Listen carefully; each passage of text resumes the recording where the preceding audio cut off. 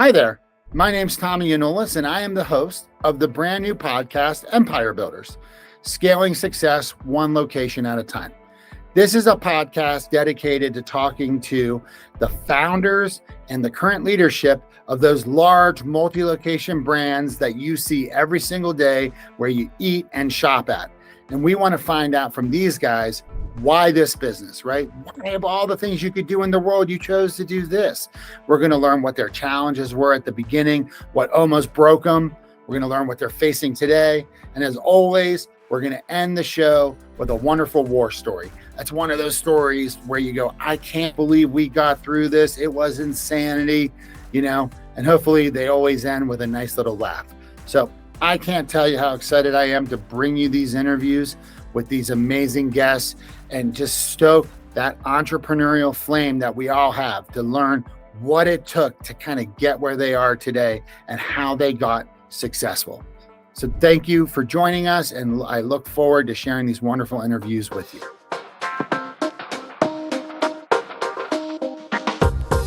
Hey there, everybody. It's Tommy Yionoulis, your host of Empire Builders, back with another episode.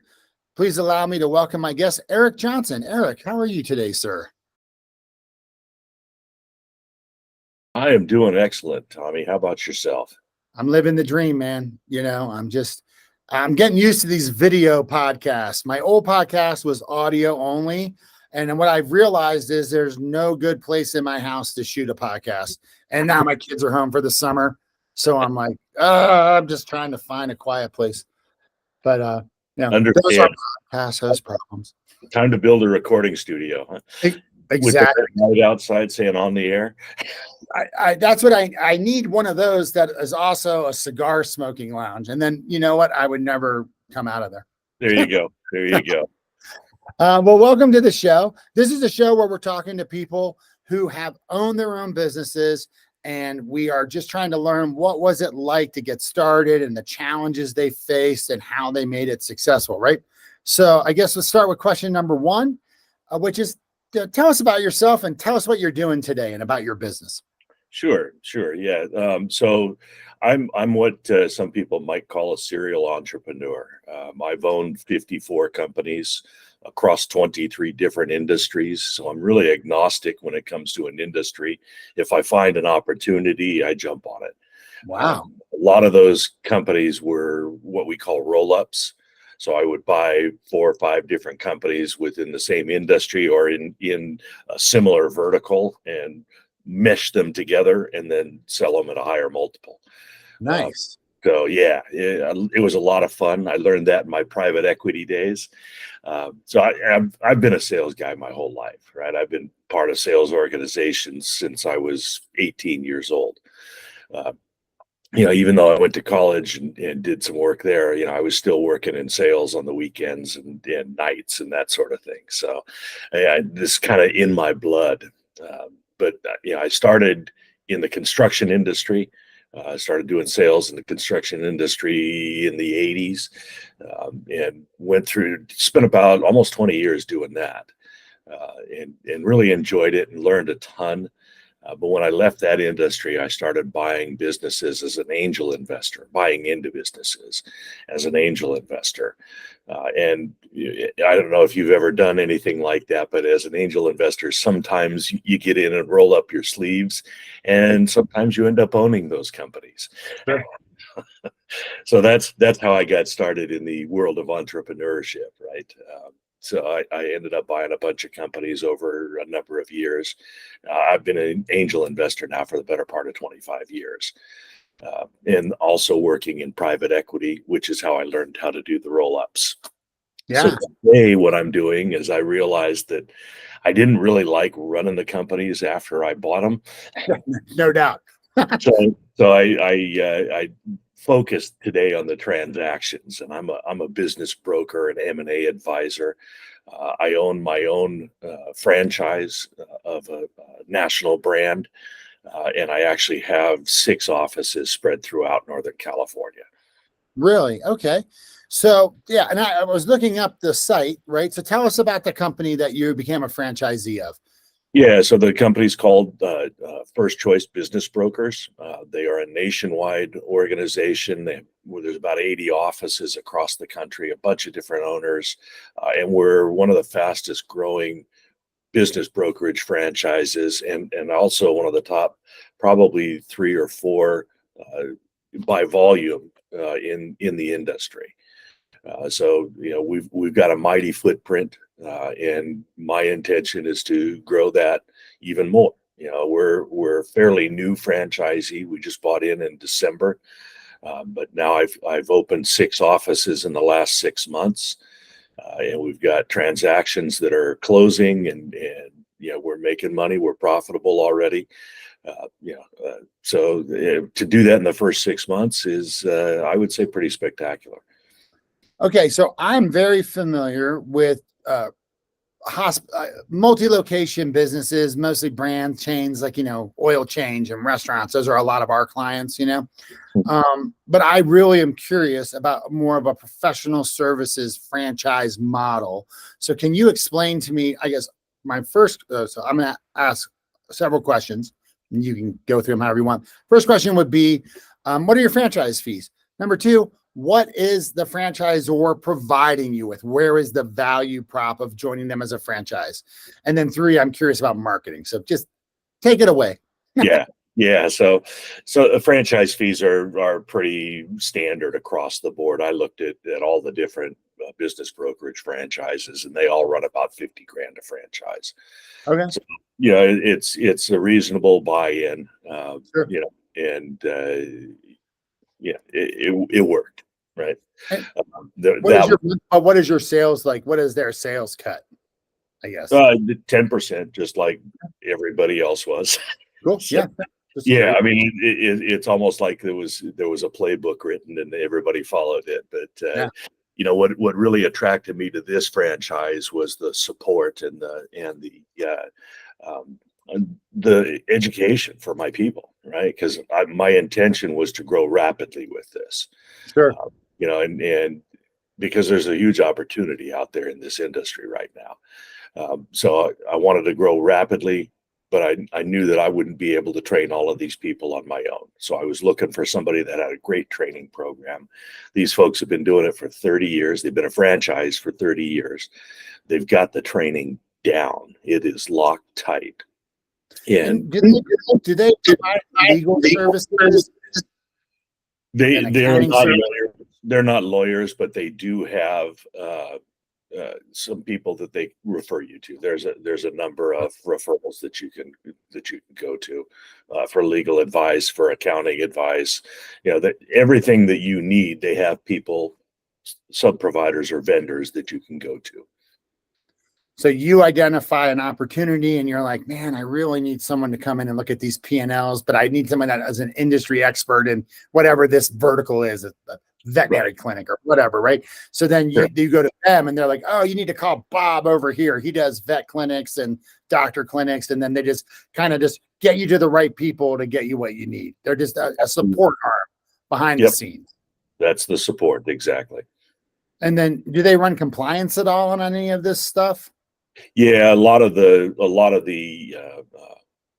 forms are run through, and corporate reviews them all before they go out into the wild, as we say. Sure.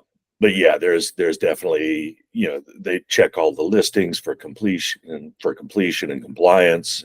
Make sure that everything is as it should be. My wife's a financial advisor and she's a top producer. She's very good at what she does. And she has a back office like company, right, that takes a percentage, but then, manages her compliance and helps make sure she executes trades and provides her with software. And this model sounds very similar to that. It's like a support compliance. They can pay attention to the labor regulations or the IRS regulations and then discern it to you guys so you don't make a mistake. So you don't have to waste your time trying to go through the IRS website. Is that kind of like an accurate way of putting that? Yeah, that's a very accurate way. We have monthly owners meetings and they tell us what's coming down the down the turnpike at us, and make sure that hey, everybody, you have to do this by such and such a date. Don't forget, so Yep. it's really good as far as keeping us all in compliance and making sure that not only do we not tarnish the brand name, but also that we stay in compliance and out of trouble ourselves. So Yeah. it's really nice to have that support system. Do they do sales and marketing training as well? They do, yeah, and there are other industry sources as well that we can leverage for that as well. So, there's plenty of ways to benchmark what you're doing and see if you're on track. All right, cool. Okay, that's awesome. That's a really, I wasn't sure how this was going to work. And I was very curious, Yeah, how like does I said, I didn't really want to go out and start something fresh. I've done that yeah. 15 times or so.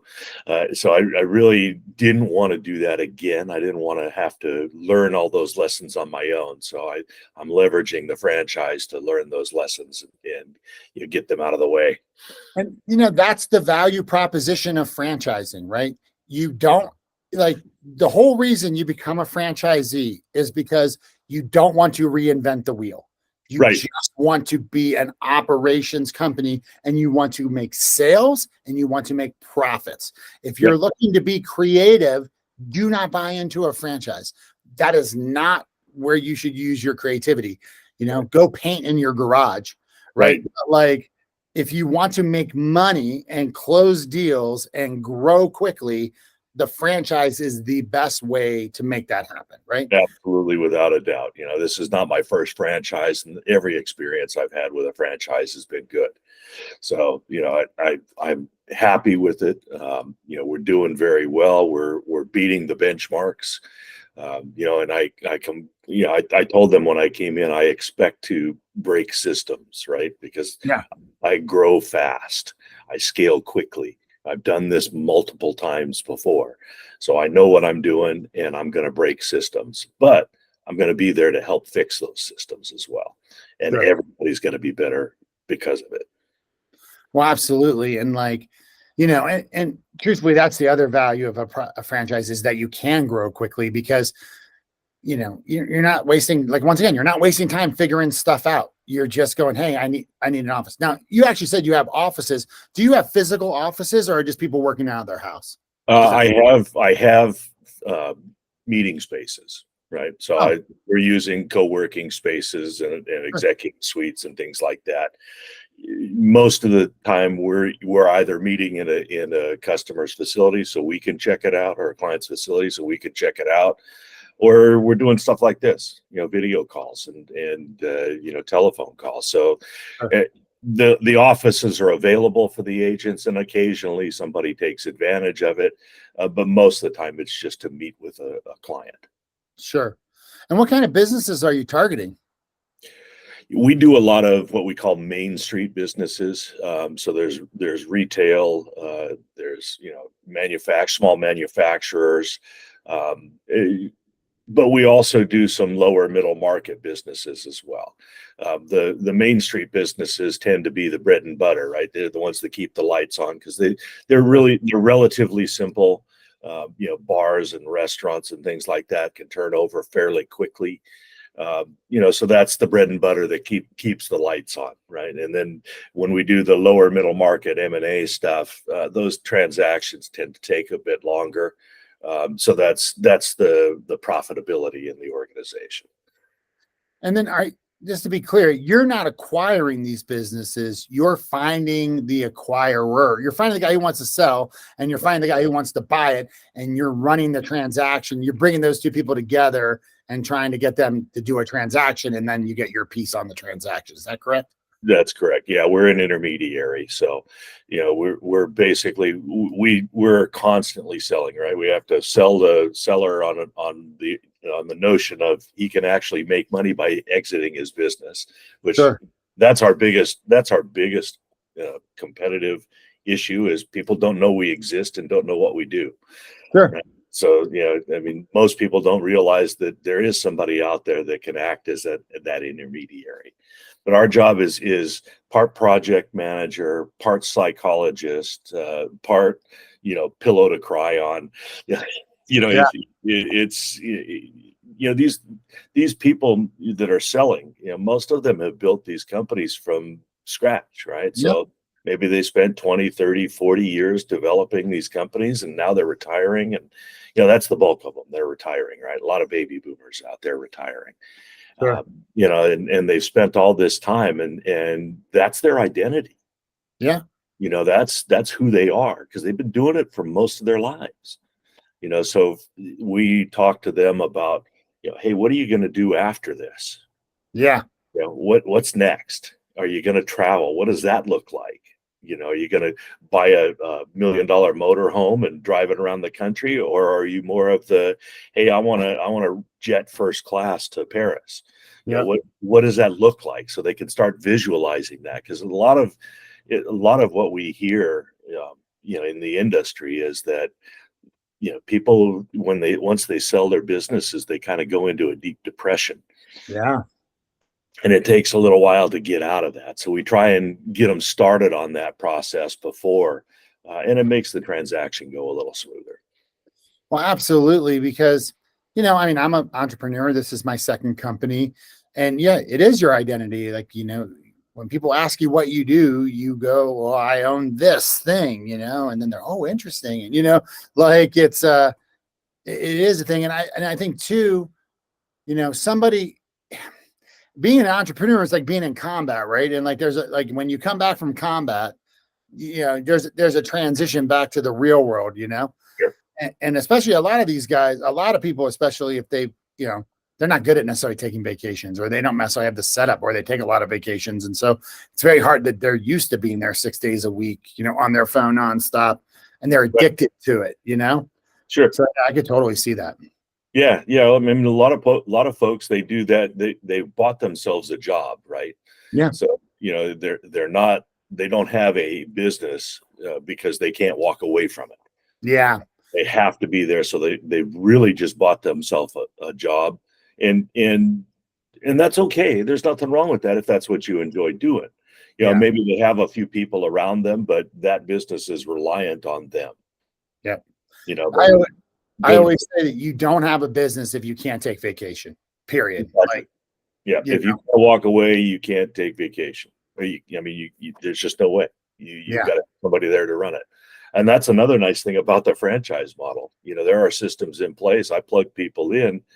I've traveled more since I bought this than I did in the 5 years prior. Sure. Me and my business partner have a great deal. We're just like, we just try not to take vacation at the same time. And, we just cover for each other. And it's, we have an unlimited vacation policy. So it's like, hey, if you need to go, man. Like, no big deal.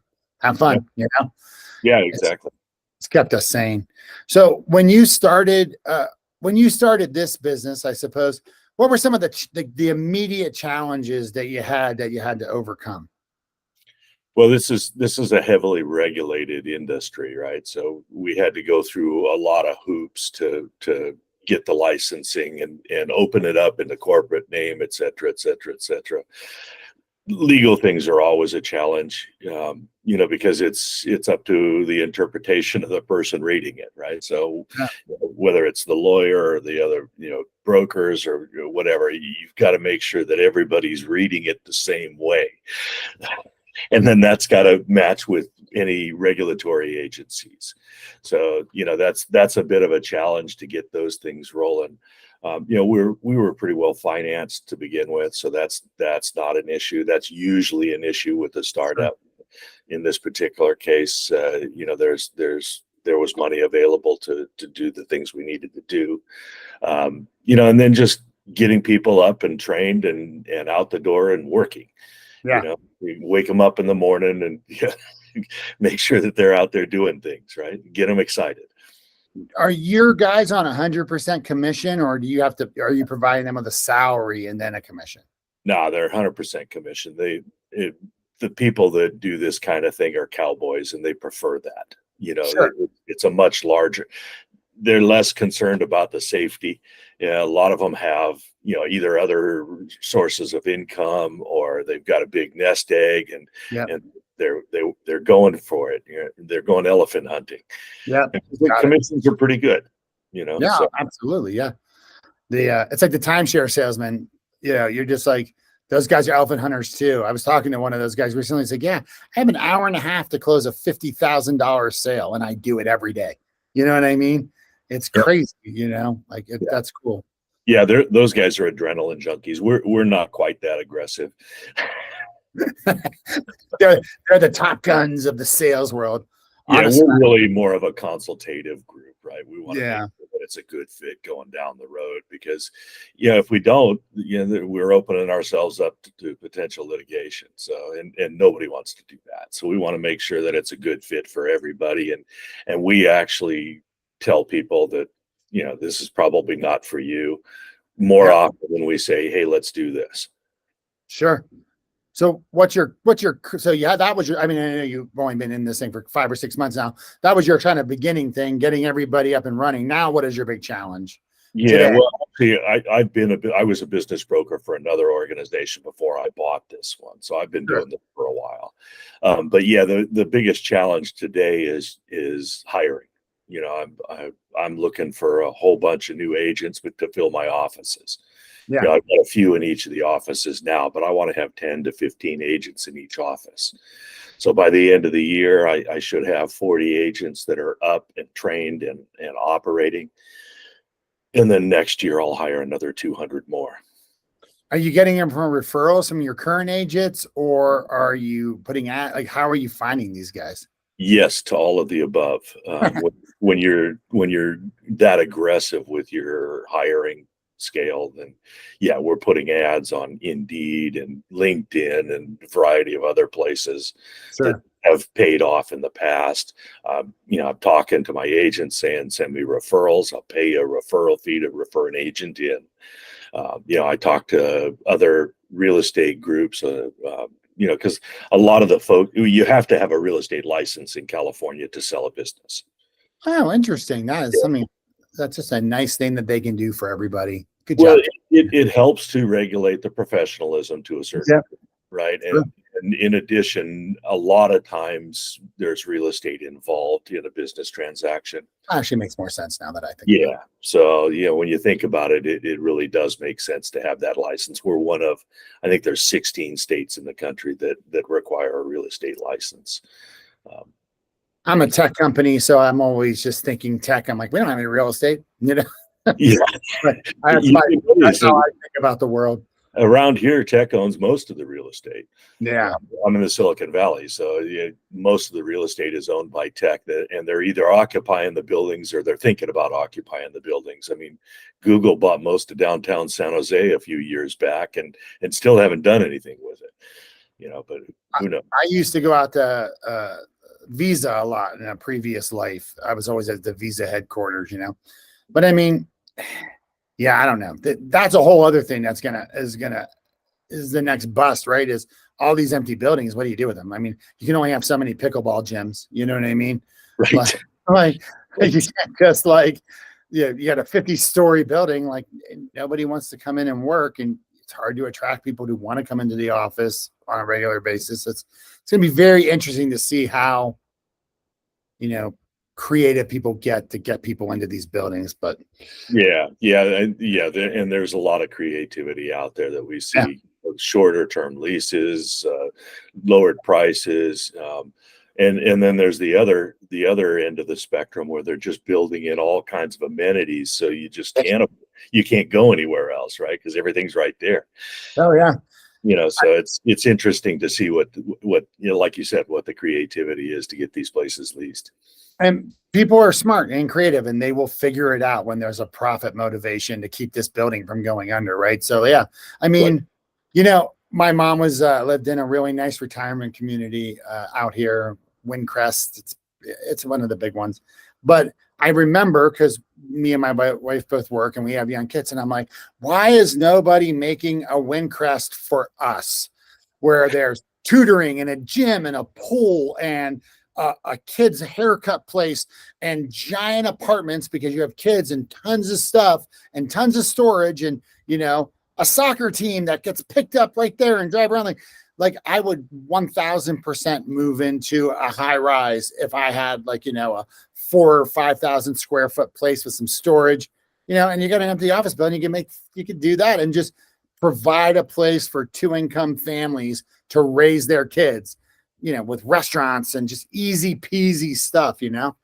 That's what I'll get working on that, Tommy. Yeah, it's one of my 5,000 ideas that I should kind of start but not finish. But seriously, I would have done that in a heartbeat. It's no yard. Raising my kids are older now, but raising my kids, I probably would have done something like that as well. Yeah, that's probably what they should be doing with all these buildings that are empty. Just turn them into these giant apartments with all these kid amenities. Tutoring, put a Kumon in there. Oh yeah, yeah. Well, and out here it's coding school, right? Everybody wants to go to coding school, so absolutely.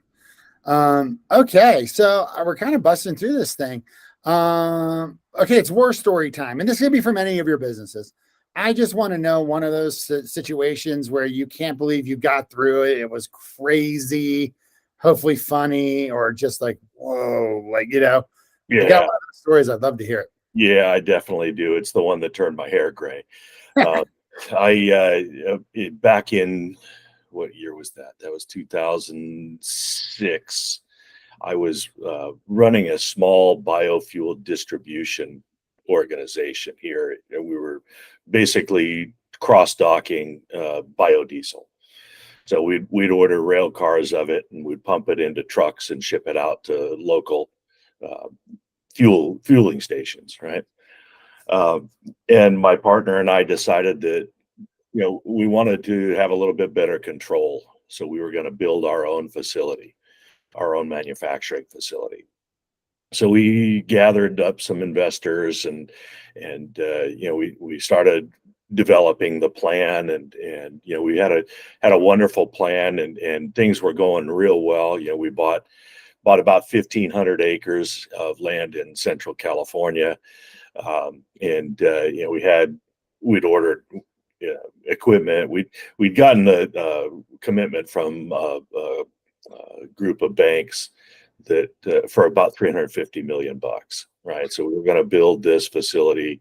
The investors, we each put in our initial shares, our investment money, and things were going along real nice until late 2008.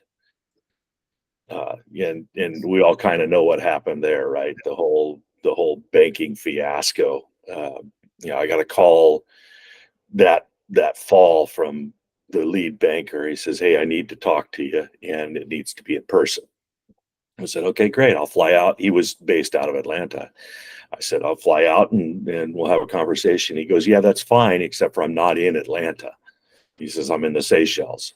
I said, "Okay, well, that's concerning." Yeah.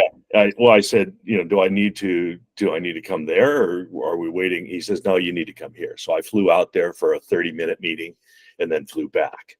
How many hours of that flight was it? 24? Yeah, something like that. It was a long freaking time. But I got there, and the gist of the meeting was, hey, the banking world has changed. We have to have more reserves, and we're not sending any more money your way. We're done. And I said, "Okay, that's great. I appreciate you telling me about that. We could have done that over the phone. But what do you want me to do about the $20 million of your money that we've already spent?" Yeah.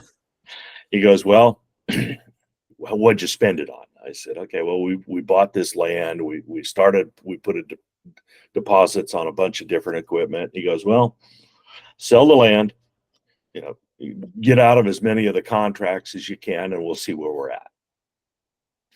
So I spent the next 9 months selling the land and getting out of the deals that we were into and trying to get it back as much money as I can. And I got it pretty close. I got it to it was about a $6 million delta. Sure. So, and that wasn't too bad. considering what was going on in the world at that point in time. I don't know if you remember, but Yeah. land prices were crazy, and nobody was lending money, and it was brutal. And that's where the gray hair came from. But I was able to get to a $6 million delta, and I called him up and I said, okay, here's where we're at. We got no assets left. I still owe you $6 million, and we don't have it. Yeah. So he says, you guys invested $3 million into this project, and that's wiped out. I said, yeah. He goes, okay, well, we'll take the hit on the rest of it. We're calling it even, and we're just going to write it off. So, after 9 months of killing myself trying to get all this done, we did get out of it cleanly, which minus your $3 million. Well, considering the what could have happened, it could have been a lot worse. Absolutely. So it was a learning lesson. There was absolutely nothing I could do.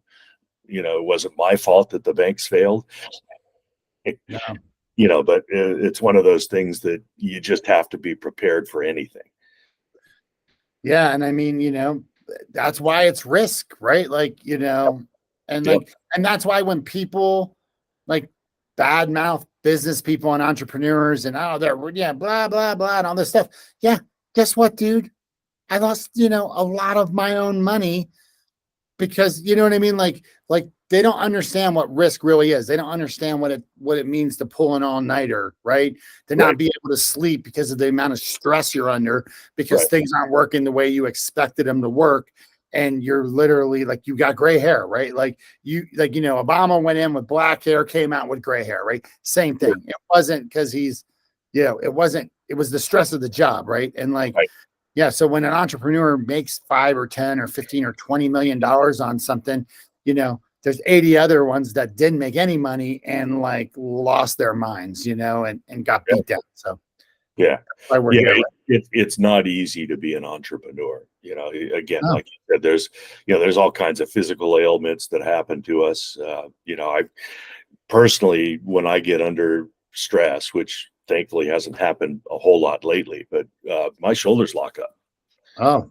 And I got to go to a chiropractor to get them released. But that's stress. Yeah. That's what happens. And yes, I've been in that kind of stress before. I just told you about one situation. That's one of many. Sure. Yeah. I get restless leg when things are bad. I get restless leg and I can't sleep. Yep. And it is just absolutely miserable. Yeah. And it drives my wife crazy. She's, get out of here. You're just tossing and turning. You got to get out of this bed. You're killing me. Yeah. So yeah, I totally understand. Well, Eric, this was great conversation. Thank you so much for coming on. Do you want to plug your specific business brokerages on here so people can come find them? Absolutely. Yeah. So we are the San Francisco and Monterey Bay Area first choice business brokers franchisee, right? We've got offices in Monterey, Santa Cruz, Sunnyvale, Pleasanton, San Francisco, and Santa Rosa. And, if you've got a business anywhere in that, it's roughly a 250-mile swath of the California coastline. If you've got a business or somebody with a business and they'd like to either sell it and exit on to their next project or the next phase of life, or if they want to grow their business through acquisition, we can help them out either direction. And I've got plenty of agents on staff. They're all high-quality folks. I'm very, very aware of the cultural aspect of companies. So I want to make sure that my people are all professional. We all work together well. We work together with clients very well.